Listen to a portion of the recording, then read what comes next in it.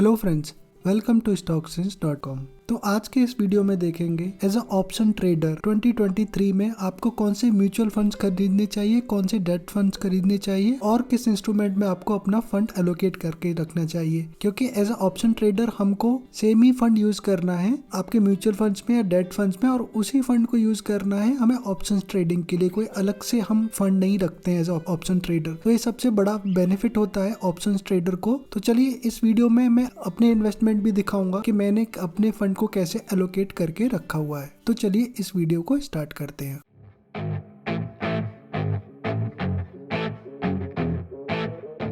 तो मेरे अकॉर्डिंग हमें जो अपना फंड है उसे कुछ कैटेगरी ऑफ फंड्स में डिवाइड करके रखना चाहिए। जैसे डेट फंड्स में कुछ फंड रखना चाहिए, इक्विटी म्यूचुअल फंड्स में कुछ फंड रखना चाहिए, ईटीएफ हमें खरीदने चाहिए जैसे निफ्टी और बैंक निफ्टी, और कुछ फंड हमें गोल्ड में भी इन्वेस्टमेंट करके रखना चाहिए। और अगर आप एम्प्लॉय हैं तो ईएलएसएस फंड्स भी खरीद सकते हैं। ईएलएसएस फंड्स ऑफकोर्स हमें ऑप्शन ट्रेडिंग में यूज नहीं होगा, बट उससे हमें टैक्स बेनिफिट्स मिलते हैं। ये स्पेशली ईएलएसएस जिन लोगों के लिए है जो कि अपना एटीसी में टैक्स बेनिफिट लेना चाहते हैं। तो अब इस फंड्स के अंदर डिफरेंट कैटेगरी ऑफ फंड रहते हैं। कौन से इंस्ट्रूमेंट आप खरीद सकते हैं वो मैं अपने फंड दिखाऊंगा और मैं कुछ सजेस्ट भी करूंगा। तो सबसे पहली कैटेगरी आती है डेट फंड्स की। डेट फंड्स में तो मैं सजेस्ट करता हूं कि आपको जो आपका सबसे बड़ा कैपिटल है वो डेट फंड में रखना चाहिए, क्योंकि इक्विटी से रिलेटेड फंड्स में रखेंगे तो इक्विटी से रिलेटेड फंड्स में आप हमेशा एसआईपी के मोड में इन्वेस्टमेंट करिए। बट आपको सपोज ऐसा कुछ बड़ा अमाउंट आ जाता है आपके पास, सपोज आपके पास 10 लाख रुपए कहीं से आ जाते हैं, तो मैं सजेस्ट नहीं करूंगा कि उनको डायरेक्ट आप इक्विटी से रिलेटेड फंड्स में रखिए, क्योंकि इक्विटी मार्केट बहुत ही रिस्की इंस्ट्रूमेंट होता है। तो एक बड़ा कैपिटल हमें इक्विटी मार्केट में नहीं रखना चाहिए, उस फंड को हमें डेट मार्केट में रखना चाहिए, ताकि हमें उस फंड को हम ऑप्शन ट्रेडिंग के लिए यूज कर सकें और हमें उस फंड में कुछ kind of a fix return भी मिलता रहे। तो डेट फंड्स में रिटर्न 5 से 6% की बेसिस पे पर ईयर बेसिस मिलता है। तो यहाँ पे मैंने 3 डेट फंड्स रखे हुए हैं और जो मेरा कैपिटल है उसका बहुत बड़ा अमाउंट मैंने डेट फंड में इन्वेस्टमेंट करके रखा हुआ है। तो जो 3 सजेशन है हमारे, HDFC liquid funds, SBI liquid funds और डेट फंड के अलावा ICICI prudential equity arbitrage fund में भी रखा है। आर्बिट्रेज फंड भी kind of a safe instrument होते हैं, उसका भी investment 5 to 6% per year basis पे रहता है। तो जो आप नंबर देख रहे हैं वो इनके 5 साल का CGAR है, मतलब 5 साल में कितना रिटर्न दिया पर ईयर बेसिस पे। एचडीएफसी लिक्विड फंड ने 5.26% का रिटर्न दिया है 5 साल का, और एसबीआई लिक्विड फंड ने 5.29% दिया है, और आईसीआईसीआई आर्बिट्राज फंड ने 5.49% का रिटर्न दिया है। तो मैं आपको अपनी स्क्रीन पे ले जाके दिखाता हूँ कि मैंने कितना अमाउंट अपने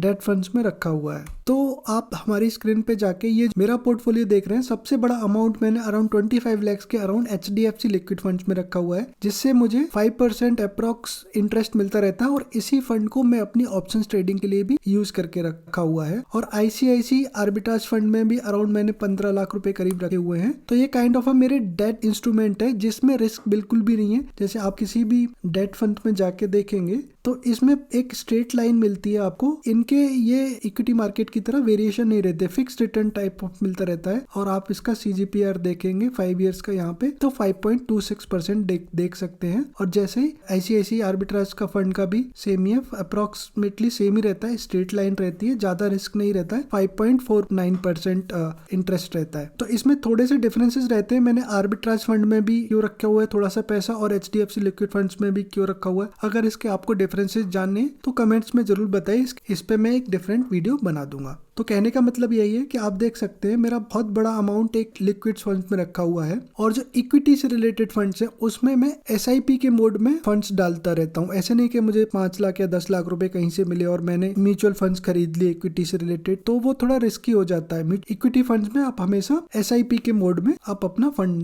डालिए। अब दूसरी कैटेगरी आती है दोस्तों equity related mutual funds. Equity related mutual funds में अब ऐसे कोई म्यूचुअल फंड्स नहीं है, जैसे कि हमारा मेन पर्पस है ऑप्शंस ट्रेडिंग करना। ऑप्शंस ट्रेडिंग में हमें अपने इंस्ट्रूमेंट को प्लेज करके मार्जिन जो मिलता है उसी को यूज करके हमें ऑप्शन ट्रेडिंग करनी है, कोई अलग से फंड नहीं लेके आना। तो अभी तक मुझे ऐसा कोई म्यूचुअल फंड्स नहीं मिला है जिसको हम प्लेज कर सके और एज अ कोलेट्रल दे सके। सिर्फ एक ही फंड जैसा है पराग पारिक फ्लेक्सी कैप फंड, जिसको हम ज़्यादा, मुझे अदर ब्रोकर के बारे में अभी आइडिया नहीं है कि इस फंड को ऐसा कोलेट्रल दे सकते हो कि नहीं। पराग पारिक फ्लेक्सी कैप फंड को आप ज़ीरोधा में ऐसा कोलेट्रल यूज कर सकते हो, और इसका आप रिटर्न देखेंगे अप्रोक्स 5 ईयर का रिटर्न 16% के अप्रोक्स है। अब यहाँ पे हमें इक्विटी का भी एक्सपोजर मिलेगा और इसी फंड को आप एज अ कोलेटरल यूज कर सकते हैं। इसलिए इक्विटी से रिलेटेड म्यूचुअल फंड्स में मेरी तरफ से एक पराग पारिक ही रिकमेंडेड है। तो आप मेरा देख सकते होंगे पराग पारिक में भी यहाँ पे मेरे कुछ इन्वेस्टमेंट है जो कि SIP के मोड में चल रहे हैं। और मैंने SBI long term equity funds में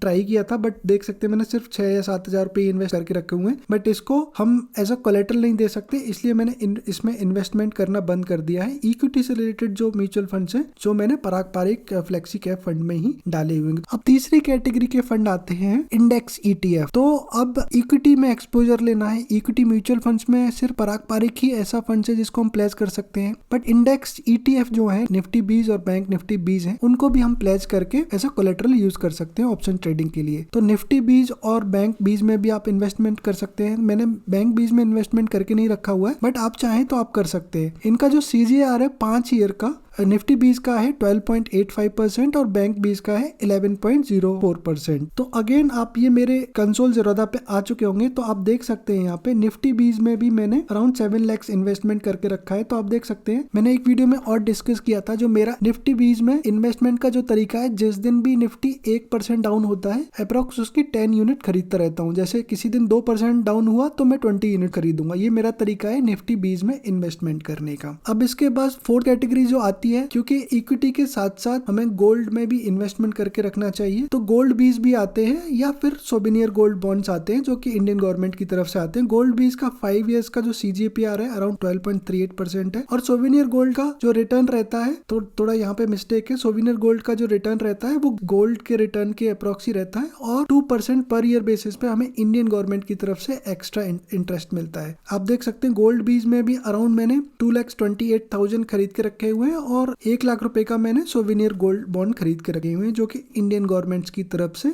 हमें मिलते हैं। और आप ये डेट फंड देख ही सकते हैं, HDFC लिक्विड फंड, पराग पारिक और ICICI आर्बिट्राज फंड। अब जो लास्ट टाइप के फंड आते हैं जो ELSS फंड्स है, ELSS फंड्स को हम अपने ऑप्शन ट्रेडिंग में यूज नहीं कर सकते क्योंकि इसको प्लेज नहीं कर सकते, कोई भी ब्रोकर इनको प्लेजिंग अलाउ नहीं करता है। बट जो लोग जॉब में हैं और अपने ATC का बेनिफिट लेना चाहते हैं तो उनके लिए मैं सजेस्ट करूंगा axis long term equity fund और मेरा ये टैक्स सेवर फंड। इनका जो रिटर्न है 5 इयर्स का CGR है 10.30 है और मेरा एसेट का 14.50 है। अब जो भी हमने फंड रिकमेंड किए हैं वो अपनी कैटेगरी में सबसे ज्यादा AAME वाले एसेट अंडर मैनेजमेंट वाले बड़े जो फंड हैं वही हमने रिकमेंड किए। हो सकता है कि थोड़े से रिटर्न कम हो, but safety point of view से ये सबसे बड़े फंड है और काफी टाइम से मार्केट में है। और जितने भी हमने फंड डिस्कस किए हैं आज के इस वीडियो में अपार्ट फ्रॉम ELSS, उन सबको आप प्लेस करके ऑप्शंस ट्रेडिंग में यूज कर सकते हैं। तो जो मेरे जो ELSS हैं वो मैंने एक अलग अकाउंट में SIP चल रहा है उनका, इसलिए आपको इस मेरे अकाउंट में दिखाई नहीं दे रहे होंगे। अब तो ये सारे फंड्स जो हैं मेरे अकाउंट में देख सकते हैं। ELSS का एक अलग से अकाउंट है, उसमें मैंने ELSS कर रखा है क्योंकि उस अकाउंट को मैं डिफरेंट रखता हूँ, उसमें ऑप्शन ट्रेडिंग नहीं करता हूँ क्योंकि ELSS को आप ऑप्शन ट्रेडिंग में प्लेजिंग के रूप में यूज नहीं कर सकते, इसलिए